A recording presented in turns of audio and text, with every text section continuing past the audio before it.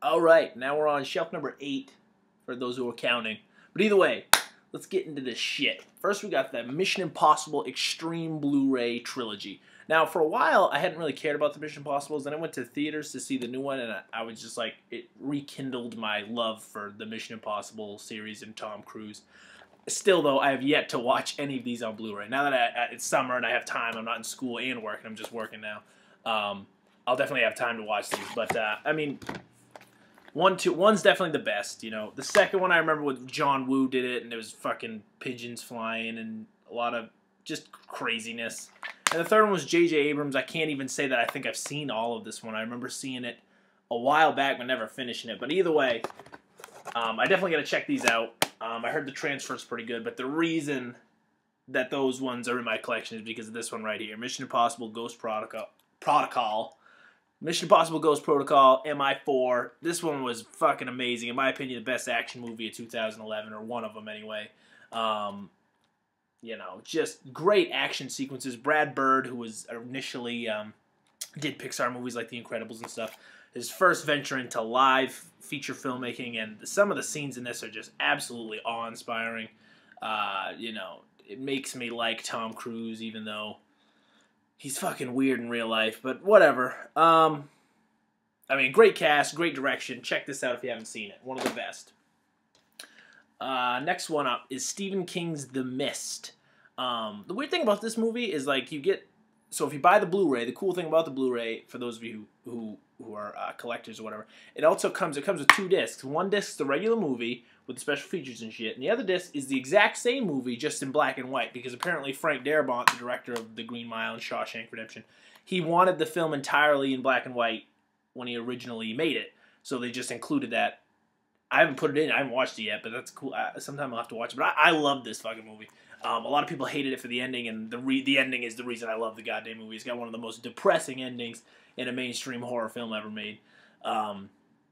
I like Thomas Jane, the guy from The Punisher and Deep Blue Sea and stuff. I don't know, I've always liked him, but yeah, Frank Darabont does another Stephen King adaptation. This time it's his first horror movie adaptation, and basically people get trapped in a grocery store while this mist contains nefarious creatures and they start fucking shit up. But it's got pretty decent effects for a horror movie, and decent enough performances to carry you through.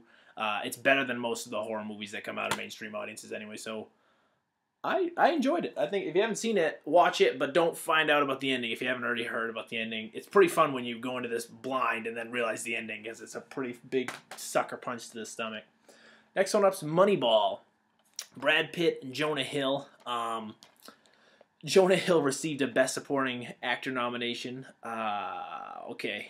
Either way, no, I mean, he was good. He was good in it. I just didn't think it was, like, one of the best performances of the year by a supporting actor. But regardless, this was a cool sports movie, you know, just a feel-good, big, just a sports drama. Really good performances all around. It was written by Aaron Sorkin, the guy who did Social Network, so it's got that quick, fast-paced dialogue to it. Very entertaining and enjoyable. Just a good movie. One of my childhood favorites is Mrs. Doubtfire. Just a good family film back from the 90s. Just a blast of nostalgia. I haven't watched this on Blu-ray yet. I heard the transfer's not that great, but either way, I didn't have the DVD, and it was for $7.99, I think, at Best Buy, so figured I'd pick it up. But Mrs. Doubtfire, one that you should own. I plan on only getting this one, because this is the only good one in my... Well, the second one's alright, but the third one was a piece of shit. But this is The Mummy. I love The Mummy. I literally know every fucking line. But it was one of those movies as a kid I watched over and over and over again. I don't know why.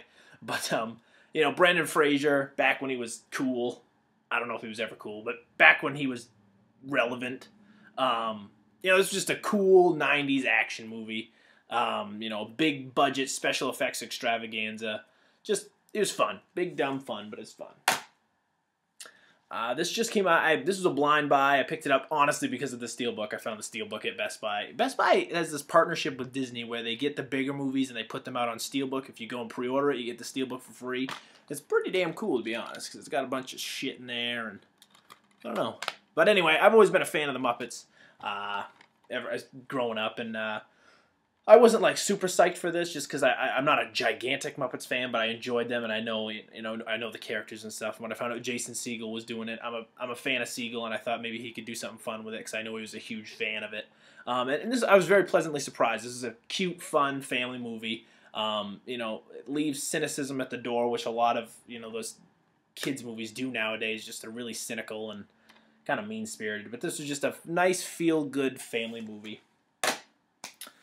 What do we got next? Oh, we got the original Nightmare on Elm Street and the remake Nightmare on Elm Street. In my opinion, the remake Nightmare on Elm Street is one of the one of the worst remakes to come out in a while. And I was disappointed because I thought that with the advances in technology in CGI and all and makeup effects and stuff, and with the addition of Jackie Earle Haley, I was kind of pissed when they found out Robert Englund wasn't going to return, as Freddy Krueger. When I heard Jackie Earle Haley, I was like, wow, he's a pretty decent actor. He can probably pull it off. But I was just really disappointed in this. It's just a it's just shit we've already seen again and again. And I mean, it's whatever. It does have Rooney Mara in it, pre-Girl with the Dragon Tattoo. So if you want to see her what she looks like normally, other than the 5 minutes she's in Social Network, check it out. And it's also got that guy Kyle Gallner. I don't know his name. He's from the Red State. I kind of like. He was also in Jennifer's Body as the guy with all the piercings and shit. But either way, the one to talk about right here, the original Nightmare on Elm Street, Wes Craven, just a really intelligent, original horror concept, and just played beautifully. The makeup effects and the entire series, except for the last one, in my opinion, because you can tell that's all fake. But I like just makeup effects, blood on set. That's fucking fuck you CGI blood. I can't stand you. But either way, one of the best horror villains in cinema history, in my opinion. Check it out if you haven't seen it. And the Blu-ray transfer is cool. It's also got some cool special features on there if you're into, behind-the-scenes horror stuff.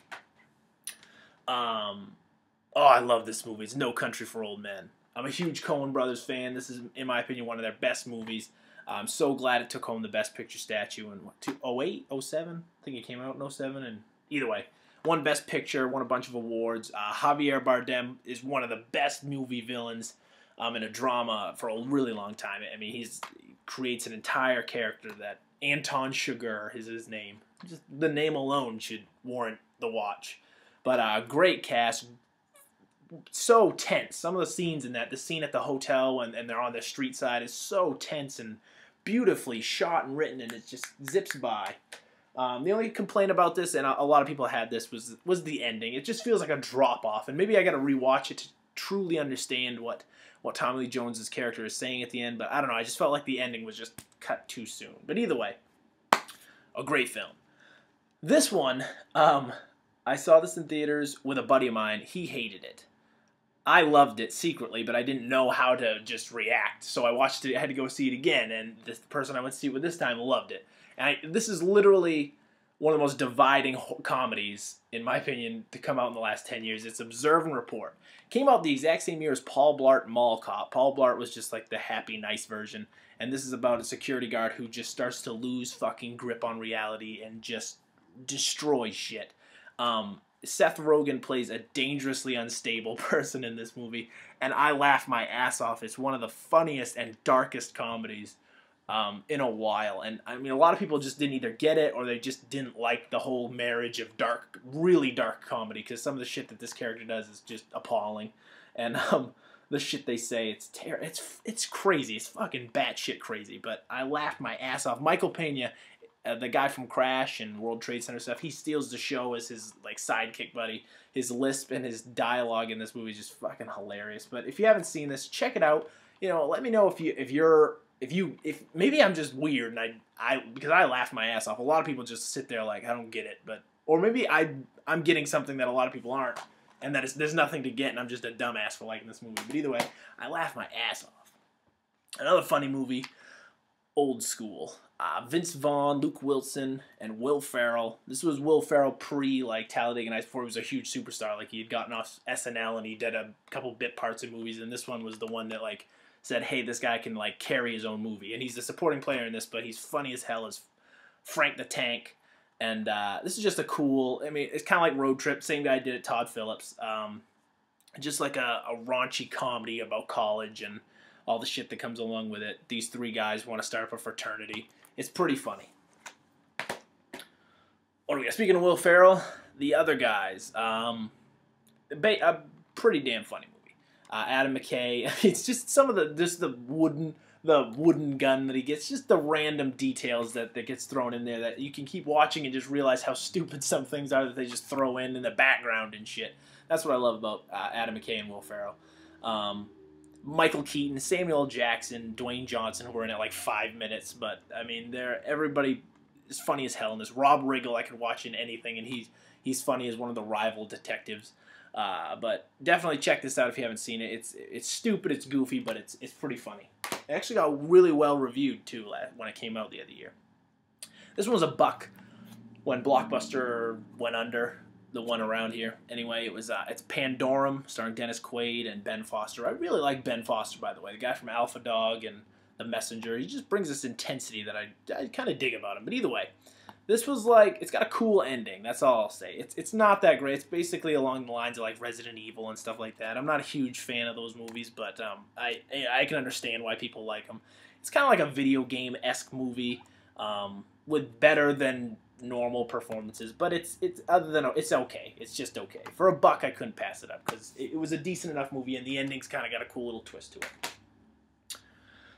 I haven't seen the Blu-ray of this yet. I've seen the movie a bunch of times. It's The Patriot, starring Mel Gibson. This is the extended cut. I really didn't think it needed to be extended because it's already pretty fucking long. How long is this version now? 174 minutes, 2 hours and 54. It doesn't need to be that long. This was Roland Emmerich, after he did like Godzilla and Independence Day, and he was probably like, you know what, I should do a movie that makes sense and stuff. So we did The Patriot. Heath Ledger, back when he was with us, a good performance, all the same. But it's overly dramatic but I like it. I really do like it. I like Mel Gibson for the most part in most of his movies, and this was no exception. Patriot. This movie I was really surprised with, and I laughed my ass off. I thought it was funny as hell. It's Paul. Seth Rogen is an alien. It's the two Brits from Shaun of the Dead and Hot Fuzz, Simon Pegg and Nick Frost. This time, though, not directed by Edgar Wright. It's directed by Greg Mottola, who did Adventureland and Superbad. And this is a perfect marriage. But the best part of this movie, Jason Bateman. Again, I love that goddamn guy. But Jason Bateman, Bill Hader and Joe Latrulio as the two little FBI agents. That's actually the best part of this movie. But every single person on screen delivers a laugh at some point. It's fucking hilarious. Sigourney Weaver's great in this. Kristen Wiig as the love interest of Simon Pegg. It's just a cool throwback to those, E.T. and all those Close Encounters type movies. But it pays homage and respect. It's not like, pissing on them or anything. It's really respectful of those movies, and that's what I appreciate the most about it. But this was a great movie, very funny, very quick-paced, and really good effects for the most part, too. Again, this was $1. I would have paid more for this because I like this movie. This was $1 at the Blockbuster, again, closing. It's a perfect getaway with Steve Zahn and Timothy Olyphant. I love Timothy Olyphant and Steve Zahn, and because they're always just these supporting roles. It was cool to have them as like the two leads, pretty much. Mila Jovovich, just a cool. I mean, I caught it halfway through what was going to happen, but if you don't, and you get to the end and you really don't know what's going to happen, it's got a really cool twist ending. And basically, the whole movie is an excuse to have the ending. You know what I mean? It's not like it's weird to say, but if you know what I'm talking about, you know why I'm saying that. But it's a pretty cool movie. The four leads have a really good chemistry together. This also has Chris Hemsworth. Hemsworth, fucking Thor's in it as a bit part. But yeah, he's there too. It's a really good cast, decent writing. It's a cool little thriller. If you get this cheap, definitely pick it up. It's worth a watch. Oh boy, it's Piranha. Yep, had to come up sooner or later. I laughed my ass. I think I laughed more in Piranha than I did any other comedy that I saw the year this came out, 2010 or whatever. It was just absolutely mind-blowingly crazy. Just the shit that happens in this movie, and the nudity and the sex and the Just the bizarre, over-the-top violence. I loved every goddamn second of it.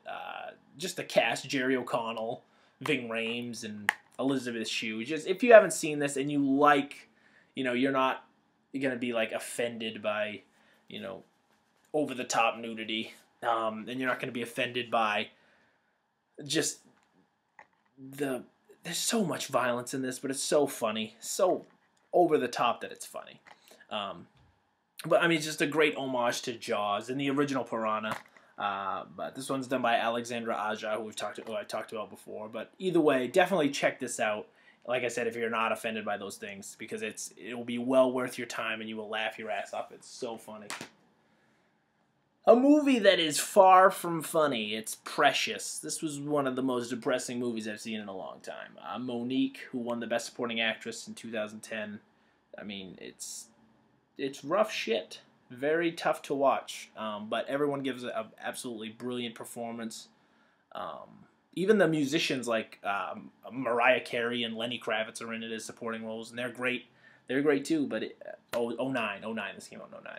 But it's really tough to get through some of it. The issues of child abuse and rape and molestation and just a bunch of stuff that you don't normally get to see in mainstream movies. But it's a tough one. But it's very I can't say it's feel good, but I don't know. It's hopeful, I guess. It's very soulful, I guess I'll say. But yeah, it's a very hard movie to get through. Unfortunately, that's the last one in this stack, and it sucks to leave on that low note. Not that that's a bad movie, just low, depressingly note. So I'll smile for you. Does that make you feel any better? It should. I'll be back.